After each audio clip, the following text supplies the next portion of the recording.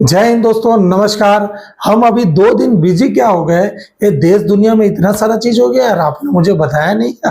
मजाक कर रहा हूँ। ये क्योंकि डिजिटल बोर्ड के कारण ही मुझे 2 दिन लग गया आपके पास न्यूज देने में। बट आपको मालूम है कि जो भी अभी वॉर सिचुएशन होता है, मैं आपको हमेशा एक अवगत कराता हूँ। तो देखिए, इन 2 दिन में सबसे बड़ा बड़ा चीज हुआ। अभी मैं आपको पूरा विजुअल भी दिखाऊंगा। सबसे पहला नंबर, आपको मालूम होगा कि अभी 2 दिन पहले मैंने एक वीडियो बनाया था जिसमें मैंने ये बताया था कि इजराइल ने ईरान के जो एनर्जी वाले जगह है जिसका नाम था, आपको पता होगा, साउथ पार्स करके था, वहां पर इजराइल ने मिसाइल मारा। अब ईरान ने भी क्या किया है, इजराइल के न्यूक्लियर साइट पर अटैक कर दिया है और ये बोला है, देखिए आपको मैं दिखाता हूं कि इस जगह पर ये लोग सब ना, जंग का समीकरण पूरा बदल गया है। मतलब एक जंग का एक नियम होता था कि जब भी दो देशों के बीच में झगड़ा होता है या लड़ाई होता है, तो आप कभी भी किसी दूसरे देश के एनर्जी सेक्टर पर वार नहीं करेंगे और ना ही सिविलियन साइट पर आप वार करेंगे। लेकिन अभी ट्रंप, इजराइल, ईरान, इन सारे लोगों ने ह्यूमैनिटी की वाट लगा के रख दिया है। अभी आप देखिए, मैं आपको ये दिखाता हूँ। सैकड़ों की मौत। इजराइल के परमाणु जो प्लांट वाले डिमोना शहर पर हमले के बाद ईरान का दावा का बदल गया जंग का समीकरण। 100 लोग लगभग घायल है। इजराइल से मरा अभी तक कोई नहीं है, लेकिन घायल है। क्लियर है। और इस जगह पे जो एक नतांज करके जगह है इजराइल का, वहां पर भी क्या हुआ है, ईरान ने अटैक किया है। देखिए, सबको एक एक लोकेशन मालूम है। इजराइल, ईरान, ये इन लोग का जो झगड़ा है ये बहुत पुराना है, सदियों से चल रहा है ये सब झगड़ा। तो इनको एक दूसरे का एक एक ठिकाना पता है कि कौन कहां पर कितना क्या चीज रखा है। क्लियर है।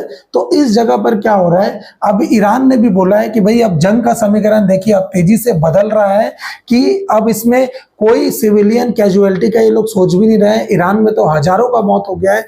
अब प्रॉब्लम क्या होता है ना, जब किसी दो देशों में जंग होता है तो कभी भी जो हायर अथॉरिटी वाले हैं ये लोग नहीं मरेंगे। ट्रंप नहीं मरेगा, नेतन्याहू नहीं मरेगा, खमैनी का लड़का जो अभी बना है नया लीडर, वो नहीं मरेगा। मरेगा कौन? ये जो छोटे छोटे जो लोग रहते हैं, जो अपना घर परिवार, हमारे और आपके जैसे लोग हैं जो डेली अपना कमाते हैं, खाते हैं, उन्हीं लोग बेचारे लोग मरते हैं। जैसे अभी आपने सुना होगा ईरान के स्कूल में बम चला गया, तो स्कूल में कितनी बच्चियां थी वो भी मर गई, सब के सब। अभी अफगानिस्तान में पाकिस्तान ने अटैक किया, पूरे के पूरे हॉस्पिटल में 400 लोग मर गए। तो ये सब चीजें आपने सुना भी होगा। तो जंग से कभी भी लोकल पॉपुलेशन, जो छोटे छोटे लोग होते हैं, उन्हीं को दिक्कतें आती है। बड़े लोग एकदम खुश नजर, उनको मालूम भी नहीं है हो क्या रहा है। ठीक है ना।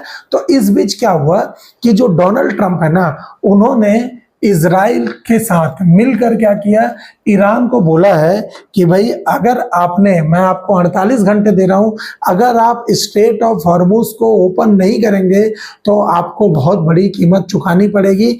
यह है वो आर्टिकल, आप देख सकते हैं। आर्टिकल दिखाने का मतलब यही है कि आप इस जगह देखेंगे, देखिए लिखा है मिडिल ईस्ट क्राइसिस, ठीक है ना।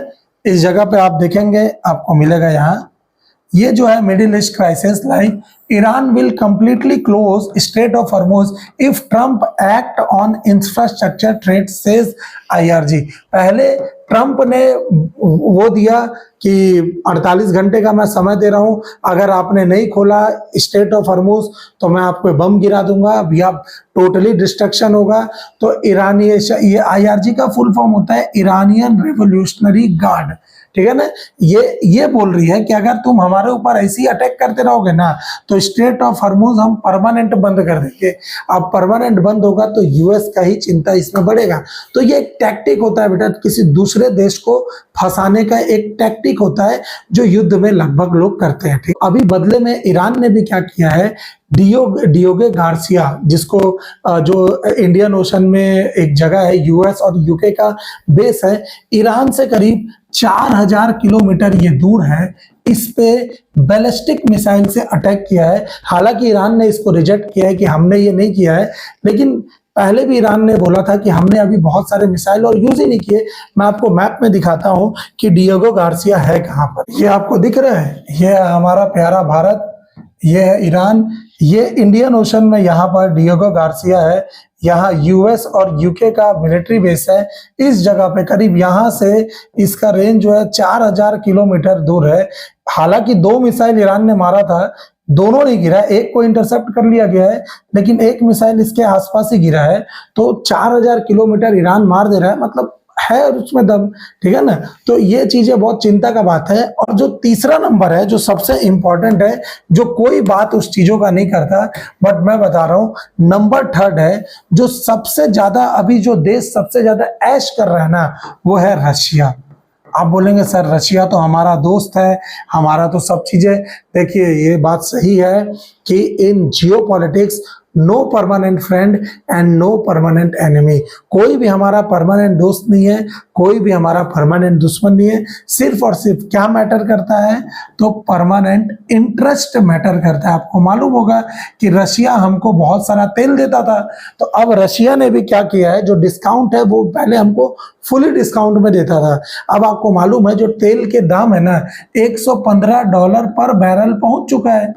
तो अब रशिया को भी दिख रहा है कि भाई ये बहुत अच्छा समय है, तो अब इंडिया से भी वो क्या कर रहा है, जो डिस्काउंटेड रेट में ऑयल मिलता था वो हट गया। अब मतलब हमको भी रशिया को फुल पेमेंट दे के ही ऑयल लेना पड़ रहा है। क्लियर है। तो इसीलिए भारत के जो मंत्री है ना, उन्होंने कहा भी है कि हम अपना जो तेल लेने का या जो हमारा इंपोर्ट करते हैं हम, अब उसको हम डाइवर्सिफाई करेंगे। हम देखेंगे और कहाँ कहाँ जगह पर हम दूसरे जगह से तेल ले सकते हैं। और दूसरा जो सबसे बड़ा देश है ना, जो इसमें सब में गेम खेल लिया, वो है चाइना। आप बोलेंगे सर चाइना कैसे, तो मैं अभी आपको दिखाता हूँ, ठीक है ना।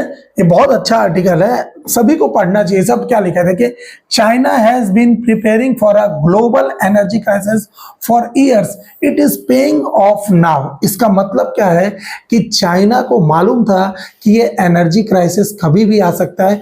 वो डिकेड से, दसों साल से इस जगह पे अपने टाइम में क्या किया, स्टोरेज फैसिलिटी पे बहुत ध्यान दिया, स्टोरेज फैसिलिटी लाया अपने में, और बहुत सारे नेचुरल गैस को क्या किया है, नेचुरल गैस को सस्ते दामों में ईरान से लेके रख लिया है। अब इसका अच्छा चीज क्या है, देखिए चाइना की 50% जो जनसंख्या है, मतलब 50 तो नहीं होगी, मैं बोल रहा हूं 40 से 45% जो जनसंख्या है ना, ऑफिशियल 42 बोलता है, लेकिन 45% मान के चलते हैं, ये सब के सब इलेक्ट्रिक व्हीकल यूज करने वाले हैं। तो इलेक्ट्रिक व्हीकल है तो इनको तो कहीं का तेल और ये सबसे दिक्कत है नहीं। लेकिन एज कंपेयर टू इंडिया अगर आप देखेंगे तो भारत में केवल 3 से 4% ही लोग हैं जो ईवी पे चल रहे हैं। ना तो हमारे पास अच्छा खासा स्टोरेज का कैपेसिटी है, क्योंकि हमने कभी ध्यान ही नहीं दिया। विपक्ष हमारा ऐसा बिहेव करता है कि भाई मतलब उनको क्या दिक्कत, ये सब चीजों का अगर ये मुद्दा उठाएंगे ना, तो मैं भी शायद अगले इलेक्शन में इनको वोट भी मिल जाए। लेकिन ये हमेशा कुछ ना कुछ उटपटांग चीजों पर। अब ये कांग्रेस का, मैंने आपको बताया भी था, राजस्थान में गैस सिलेंडर को लेके वो रैली निकाल रहे हैं। अरे भाई कुछ काम का चीजें कर लो। आपको भी मालूम है युद्ध चल रहा है, इतना आसानी से भारत में इतना जमाखोरी हो रहा है ना कि लोगों को नहीं मिल रहा। हम बात बस कर रहे हैं कि एलपीजी मिल जाएगा, एलपीजी मिल जाएगा। आप आज बुकिंग करा रहे हैं तो सप्ताह 10 दिन लग ही जा रहा है आपके पास आने में। जिसको मिल जा रहा है बहुत अच्छा है, लेकिन जिसको नहीं मिल रहा है वो प्रॉब्लम में है, उसका भी समझना है, ठीक है ना। तो ये हम चीजों नहीं, हमने ये कभी फैसिलिटी पर ध्यान नहीं दिया। हम यहाँ पर हमेशा फ्री में सब चीजें, फ्री बीज कल्चर चला रहे हैं, तो इसीलिए आज हमको हमारे देश में प्रॉब्लम्स बढ़ रही है, ठीक है ना। तो ये चीज जो जियो पॉलिटिक्स है ना, ये आपको मालूम होना चाहिए। चलिए ऐसी ही इंटरेस्टिंग वीडियो के साथ अब जो भी हमारी क्लास होगी सब डिजिटल बोर्ड में ही होगी। तो ये मेरे चैनल को लाइक सब्सक्राइब जरूर कर दीजिएगा। Thank you so much.